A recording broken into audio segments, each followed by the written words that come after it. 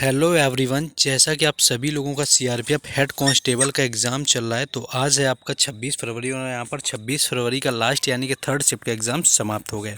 चलिए देखते हैं कौन कौन से क्वेश्चन पूछे गए हैं। पहला क्वेश्चन आया हुआ था कि नीलगिरी तहर परियोजना किस राज्य से संबंधित है।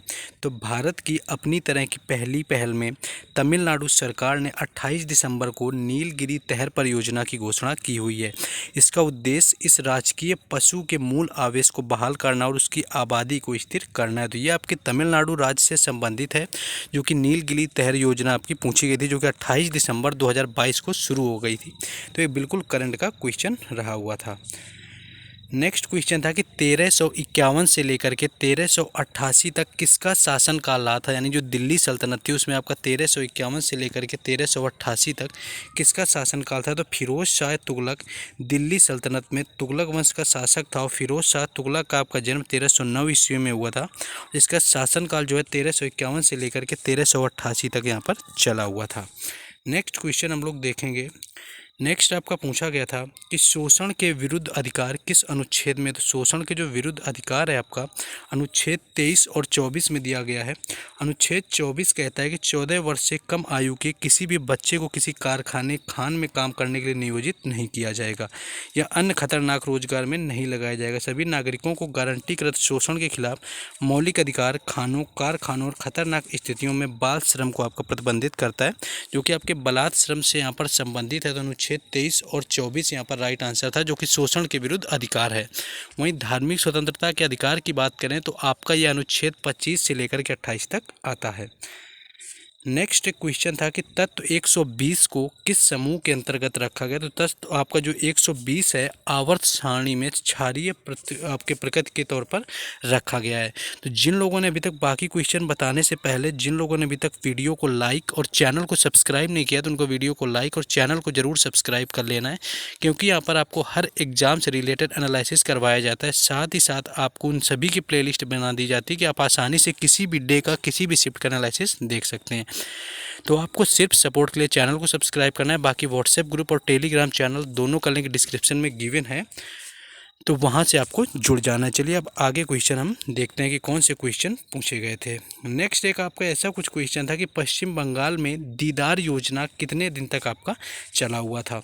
नेक्स्ट यही जो आपको बताया कि शोषण के विरुद्ध अधिकार आपका पूछा गया था। तो यह आपका अधिकार जो होता है, जो यह अधिकार भारत के नागरिक और गैर नागरिक दोनों के लिए संबंधित होता है, जो कि भारत में होते हैं। और मानव तस्करी के विरुद्ध अधिकारों में निम्नलिखित आपका पुरुष महिला और बच्चों की जो खरीद फरोख्त होती है आपके जो मानव तस्करी के अंतर्गत आपका बैन होता है। बाल श्रम का रोक वही आपका जो अनुच्छेद 24 के अंतर्गत आता है। इसमें फैक्ट्री या खान में किसी आपके 14 वर्ष से कम उम्र के बच्चे को काम नहीं कराया जाएगा। संवैधानिक उपचार का जो अधिकार होता है आपका अनुच्छेद 32 के तहत रखा जाता है, तो इसको भी याद रखना है। यानी अनुच्छेद 32 को संविधान का सबसे महत्वपूर्ण अनुच्छेद आपका माना जाता है। नेक्स्ट आपका नीलगिरी तहर परियोजना आपको बताया गया था 28 दिसंबर को हुई थी, और इसका उद्देश्य भी आपको बताया कि राजकीय पशु को मूल आवेश बहाल करना आपका रखा गया है। नेक्स्ट आगे आपका क्वेश्चन देखेंगे। नेक्स्ट आपका क्वेश्चन ये आया हुआ था कि आयनी क्रिस्टल में एक धनायन और ऋणायन के बीच में आपका अंतर पूछा गया था। आयनी क्रिस्टल में तो आयन आपका ऐसे परमाणु या अणु हैं जिनमें इलेक्ट्रॉनों और प्रोटॉनों की संख्या समान होती है। इसमें आयन में विद्युत आवेश चार्ज होता है। अगर इलेक्ट्रॉन की तादाद प्रोटॉन से अधिक होती है तो आपके आयन में यहाँ पर ऋणात्मक आवेश होता है, और ऋणात्मक आयन आपका इलेक्ट्रॉन की प्रोटॉन से कम हो जाए तो आयन में धनात्मक आवेश होता है और उसे धनायन आपका कहा जाता है। तो इस तरह का क्वेश्चन यहाँ पर पूछा गया था। नेक्स्ट आगे हम लोग बढ़ेंगे क्वेश्चन, लेकिन उससे पहले थोड़ा डिटेल देख लें कि एक इलेक्ट्रॉन और एक प्रोटॉन में बराबर का आपका विद्युत आवेश होता है। इसलिए आप किसी भी आयन का आवेश उसमें मौजूद प्रोटॉनों की संख्या और उसमें मौजूद इलेक्ट्रॉनों की संख्या से घटा करके बताया जाता है। बस प्रोटॉन में आपका आवेश ये धनात्मक होता है, वहीं इलेक्ट्रॉन में आपका ये ऋणात्मक होता है, जो कि 1.6 × 10⁻19 आपका होता है। नेक्स्ट क्वेश्चन हम लोग देखेंगे। नेक्स्ट आपका था कि हम्पी और मैसूर किस राज्य में स्थित है। तो मैसूर जो शहर है आपका दक्षिण मध्य कर्नाटक भूतपूर्व मैसूर राज्य दक्षिणी भारत में स्थित है। मैसूर, हम्पी और कर्नाटक में दो लोकप्रिय गंतव्य हैं, जिन्हें कि आपके नई पर्यटन नीति 10 स्वदेश दर्शन योजना 2.0 के एक भाग के रूप में बढ़ावा दिया जाएगा, जो कि गंतव्य आपके पर्यटन को पुनर्जीवित करने पर केंद्रित है। तो मैसूर और यहाँ पर आपका जो हम्पी है उन 19 स्थानों में आपके आपके शामिल होता है, जिसमें स्वदेश दर्शन 2.0 योजना के तहत भारत के 8 राज्यों और केंद्र शासित प्रदेशों में चिन्हित किया गया है। इस गंतव्य में पूरे वर्षों में उच्च फुटबॉल आपका देखा गया है। नेक्स्ट हम लोग क्वेश्चन देखेंगे यहाँ पर।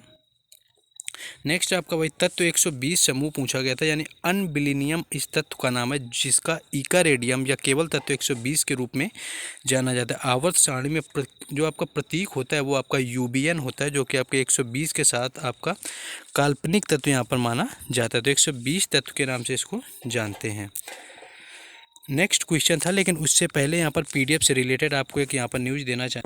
जैसे कि आप सभी लोगों का एग्ज़ाम यहाँ पर 3 दिन हो चुका है, 9 शिफ्टों में कुल एग्ज़ाम खत्म हो चुका है और 200 से ज़्यादा प्रश्नोत्तर यहाँ पर पूछे जा चुके हैं, जो कि एक्स्ट्रा फैक्ट के साथ में। तो जिन लोगों का आगे आने वाले शिफ्टों में एग्ज़ाम है, क्वेश्चन रिपीट हो रहे हैं, उनके लिए काफ़ी बेनिफिट होने वाला है ये आपका एग्ज़ाम। तो यहाँ पर आपको ये नंबर दिया हुआ है, इस व्हाट्सएप नंबर पर आपको कॉन्टैक्ट करके आप यहाँ पर चार्ज आपका बिल्कुल नॉमिनल है, जो कि 20 रुपये रखा गया है। तो इस पर कॉन्टैक्ट करके आपके इस व्हाट्सएप नंबर पर कॉन्टैक्ट करेंगे और ये पीडीएफ ले लेंगे जिनका आगे आने वाले शिफ्टों में एग्जाम है, ये क्योंकि काफ़ी बेनिफिट आपके लिए देने वाली है। चलिए अपने क्वेश्चन में वापस आते हैं। ज़्यादा शुल्क नहीं है, आप चाहें तो इसको परचेज कर सकते हैं क्योंकि क्वेश्चन रिपीट हो रहे हैं। तो क्वेश्चन आपका ये था कि मुद्रास्फीति जो है आपकी 5.85 से कितना हो गया है। तो थोक मूल सूचकांक पर आधारित मुद्रास्फीति दिसंबर 2022 में घटकर 4.9% आपके प्रतिशत पर आ गई, यानी 4.9% आपकी हो गई, जो कि पहले 5.8% थी। मुख्य रूप से खाद्य पदार्थों और कच्चे तेल की कीमतों में कमी के चलते यह गिरावट आपकी हुई है। तो ये क्वेश्चन यहाँ पर आपका पूछा गया था। नेक्स्ट क्वेश्चन देखेंगे हम लोग, लेकिन उससे थोड़ा और बात कर लें कि भारत में जो वार्षिक थोक मूल आधारित मुद्रास्फीति है, नवंबर में आपके घट के 5.85% वर्ष दर वर्ष 21 महीने के निचले स्तर पर आ गई, क्योंकि खाद्य कीमतों में कमी आई। बुधवार को सरकारी डेटा आपका दिखाया।